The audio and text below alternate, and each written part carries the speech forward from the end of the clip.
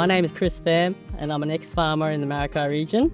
My passion is to help our growers become more sustainable, and we're trying to encourage growers to use IPM practices. My name is Brian Thistleton. I'm the Principal Entomologist with the Department of Agriculture and Fisheries based at Berrima Farm Science Precinct. Could you tell us what is IPM and how long it's been around, Brian?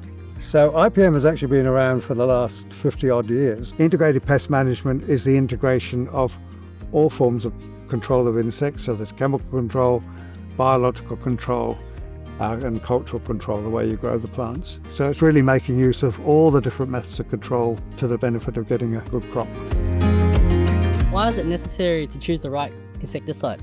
Some chemicals are very broad spectrum. You've got good bugs there, but if you spray a broad spectrum chemical, you're going to lose them all. Secondly, a lot of the pests have developed resistance to some of the main insecticides, but the beneficials haven't. So you can get a stage where you're spraying an insecticide, killing off all your beneficial insects, but not the pests. What is meant by cultural control?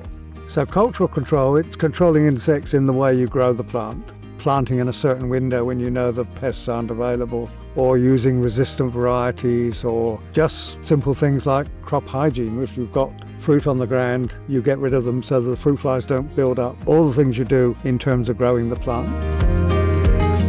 Can you give some examples of IPM in vegetables? On this farm we've got a lot of okra.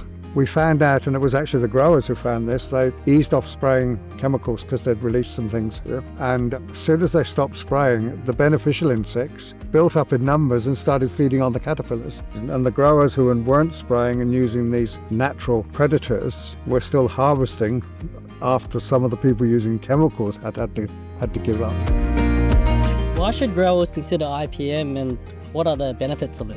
Well, the benefits are that you do get good control of insects without spraying chemicals, and often the chemicals will actually increase the pests. But the economics of it were that we hadn't bought insecticides, we hadn't had labour to put the insecticides on. So where you can do it, it does reduce your costs. If a grower was looking to start doing IPM, what would be the three key things you would recommend? Well, firstly is to get to know the insects on your crop.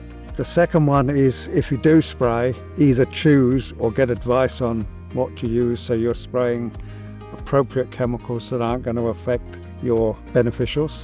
And the third one, which relates to that as well, is to actually conserve the beneficials you've already got in the crop. Who would you recommend for them to contact if they needed some help? Well, in the territory, I mean, we're always available. We have a inquiry service. So yes, they can ring us, they can talk to any of my staff, and we'll either give recommendations over the phone, or if it's something more serious, we can come and visit. In the other jurisdictions that this video might go to, it would be your Department of Agriculture in the area you're in. Certainly the Department of Agriculture will be your first stop.